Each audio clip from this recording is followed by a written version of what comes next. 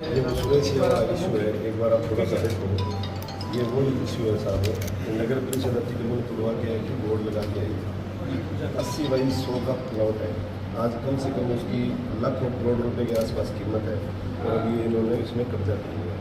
कब्जा हालांकि नगर परिषद तोड़ नहीं रही है। एक बार जाके पुलिस ने रुकवा दिया, हमने बड़ा प्रयास करके इधर उधर से फॉर्म वॉर्म करवा के इसको रुकवा दिया, लेकिन आज भी ये अतिक्रमण वैसे का वैसे पड़ा है। ये एक नहीं है सर, अभी तो मैं भी कचरा ना हो जाए। भूखंड ऐसे साहब 20-25 है। हाँ, बिल्कुल बिल्कुल दी थी आपने, इसका मिलना नहीं होता। आज नगर परिषद के प्रशासक और एडीएम महोदय जी से मिलना हुआ एक प्रार्थना पत्र के साथ। क्या है कि मेरे वार्ड के अंदर और पूरे सुरेशिया क्षेत्र के अंदर जो भूमाफिया है वो बहुत ही ज़्यादा एक्टिव हुए पड़े हैं। वो लोग बिना किसी कानूनी प्रक्रिया का पालन करते हुए बोर्ड लगाया जाता है, नगर परिषद की भूमि है, और उसके बाद में उस पर कुछ दिनों बाद कब्जा कर लिया जाता है। तो उस संबंध में मेरे वार्ड में भी एक प्रकरण आया, तो उसमें मैंने अपने साथी सदस्यों के साथ आज उमेदीलाल जी मीणा से मुलाकात की है। और जो भी ये इसके पर्दे के पीछे लोग हैं, एक तो पूर्व पार्षद हमारा साथी राजेंद्र पार्षद जो इस गैंग का मुख्य लीडर है, और इन्होंने ये एक गिरोह के रूप में काम कर रहे हैं, जिसमें कर्मचारी भी हैं, कुछ पार्षद भी हैं, और बहुत से राजनीतिक जो लोग हैं वो भी हैं। तो ये जो ठगी इन्होंने शहर के अंदर चला रखी है, उसे रोकने के लिए हमने आज एडीएम साहब को ज्ञापन दिया है। अगर इसमें कोई किसी प्रकार की उचित कार्रवाई नहीं होती है तो हम जरूर आंदोलन करेंगे। हमारे पार्षद साथी विकास जी रंगेरा के वार्ड नंबर 56 में पिछले कुछ दिनों से एक अतिक्रमण का मामला चल रहा है, एक भूखंड का, जिसका साइज लगभग 80 बाई 100 के आसपास है।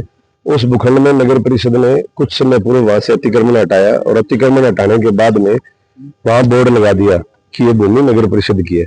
उसके बाद कुछ लोगों ने, कुछ राजनीतिक प्रभावशाली लोगों ने, भूमाफियाओं ने, इन्होंने मिलकर के और उस मामले में उस पार्टी से 4 लाख रुपए लेकर के और कर्मचारियों से व्यवस्था बैठा करके और वो बोर्ड हटवाया, और उस बोर्ड को हटवा करके खुद पास में खड़े रह करके उसके अंदर अतिक्रमण करने की कोशिश की, जिसकी दीवार लगभग उन्होंने बना ली। लेकिन पुलिस प्रशासन के सहयोग से उस कार्य को हाल फिलहाल रुकवा दिया गया है, लेकिन वो रात को धीरे धीरे एक एक दो रद्दे लगा के उस पर अतिक्रमण अभी भी कर रहे हैं। तो उस अतिक्रमण को तुड़वाने के लिए, और उसके अलावा भी सुरेशिया में, हनुमानगढ़ टाउन में, मेरे वार्ड में एक सेठी कॉलोनी में प्रकरण हुआ था, जिसके अंदर उसको 3-4 दिन तो रुकवाया रखा प्रशासन ने, लेकिन बाद में राजनीतिक दबाव पड़ने के कारण उसके ऊपर अतिक्रमण करवा दिया, जबकि पार्टी के पास किसी प्रकार के कोई दस्तावेज नहीं है। इसी तरह हमारे हनुमानगढ़ टाउन की गुड़ मंडी का जो प्रकरण है, गुड़ मंडी के व्यापारियों को परेशान किया जा रहा है बेवजह, उनके बाद बैरिकेड्स लगा दिए, उनको रात को भी ट्रक लाने की कोई अनुमति नहीं है, वो पिकअपों के ऊपर सामान ला रहे हैं। वहां हमारे पार्षद में मुकेश जी भार्गव, उनके दबाव में आकर के विधायक मुद्दे भी जब उनसे मिलने गए लोग, तो विधायक जी ने भी कहा भी पहले उनको राजी करो, मुकेश जी को। तो इस बात से वो जो व्यापारी वर्ग था वो भड़क गया, और क्योंकि वो जो मुकेश है उसकी कोला गुड़ मंडी के अंदर पार्टनरशिप लोग बता रहे हैं, तो वो ये चाहता है कि ये गुड़ मंडी शिफ्ट होकर कोला चली जाए, जबकि व्यापारियों का काम वर्षों से, पिछले 100 सालों से इस गुड़ मंडी में है, तो वो क्यों छोड़ के जाएंगे। इसी तरह हमारे वहां पे टाउन के अंदर ये अभी आर्य समाज वाला जो मामला हुआ, जिसमें मैं कल किसी कारण से जा नहीं पाया, बाहर होने की वजह से, मेरे फादर साहब गए थे, उसमें भी पुलिस को 31 तारीख तक का समय दिया है। यदि दोषियों के खिलाफ कार्रवाई नहीं हुई, जिनको भी नामजद है, यदि उनको गिरफ्तार नहीं किए गए, तो 31 तारीख के ऊपर पूरी कांग्रेस उस प्रकरण में उनके साथ है, और पूरे दल बल के साथ धरना देंगे, चाहे कितने लंबे समय तक हमें इसके बैठना पड़े। वार्य समाज वाला प्रकरण भी, उसको भी करना पड़ेगा। इसी तरह के बहुत तरह के प्रकरण हैं जो कि दबाव बना करके, राजनीतिक दबाव बना करके भूमाफिया, गुंडे, ये लोग एक्टिव हुए पड़े हैं। इन लोगों को प्रशासन यदि एक्टिव नहीं होता है तो मजबूरन हमारे जैसे लोग, राजनीतिक लोग, समाज सेवी लोग, उन लोगों को, संगठनों को आगे आकर के इनका विरोध करना पड़ेगा, तभी इस शहर का भला हो सकता है।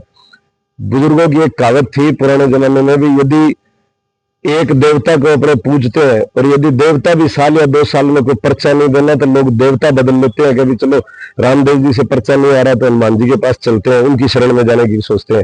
तो ये राजनीतिक करने वाले लोग, तो जनप्रतिनिधि चीज ही क्या है, जनता को सब पता है और सब दिखाई दे रहा है। जनता इस टाइम हमारे हनुमानगढ़ टाउन के अंदर तो पूरी तरह से आतंक मचा हुआ है। इसी प्रकार सुरेशिया में यदि इसके ऊपर प्रशासन ने अंकुश नहीं लगाया, तो पूरे जोर शोर से आंदोलन करेंगे। तो ये अभी तो राजस्थान स्थापना दिवस चल रहा है, तो 30 तारीख तक सभी अधिकारी व्यस्त है। उन्होंने इस बात का निवेदन भी किया है। 30 के बाद हम एक बार उनसे पुनः वार्ता करने के लिए आएंगे। उस समय हमें उन्हें टाइम देंगे 5-7 दिन का। यदि नहीं मानते हैं तो हम बिल्कुल आंदोलन करेंगे और यहाँ बैठेंगे। हमारे साथी सेवा दल के अश्विनी जी जो जिलाध्यक्ष है वो भी हमारे साथ आए हुए हैं।